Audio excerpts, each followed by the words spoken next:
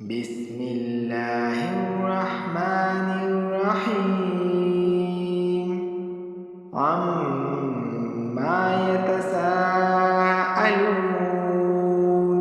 عن النبأ العظيم الذي هم فيه مختلفون كلا سيعلمون ثم كلا سيعلمون ألم نجعل الأرض مهادا والجبال أوتادا وخلقناكم أزواجا وجعلنا نومكم سباتا وجعلنا الليل لباسا وجعلنا النهار معاشا وبنينا فوقكم سبعا شدادا وجعلنا سراجا وهاجا وأنزلنا من المعصرات ماء ثجاجا لنخرج به حبا ونباتا وجنات ألفافا إن يوم الفصل كان ميقاتا يوم ينفخ في الصور فتأتون أفواجا وفتحت السماء فكانت أبوابا وسيرت الجبال فكانت سرابا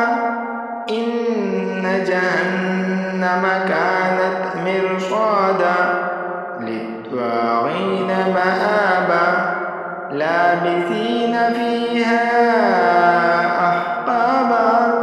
لا يذوقون فيها بردا ولا شرابا إلا حميما وغساقا جزاء وفاقا إنهم كانوا لا يرجون حسابا وكذبوا بآياتنا كذابا وكل شيء أحصيناه كتابا فذوقوا فلن نزيدكم إلا عذابا إن للمتقين مفازا حدائق وأعنابا وكواعب أترابا وكأسا دهاقا لا يسمعون فيها لغوا ولا كذابا جزاء من ربك عطاء حسابا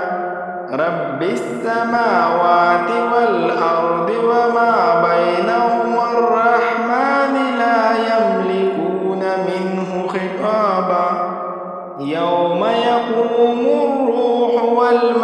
والملائكة صفا لا يتكلمون إلا من أذن له الرحمن وقال صوابا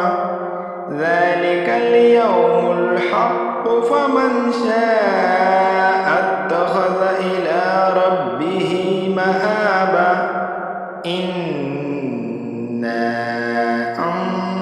أنذرناكم عذابا قريبا يوم ينظر المرء ما قدمت يداه ويقول الكافر يا ليتني كنت ترابا صدق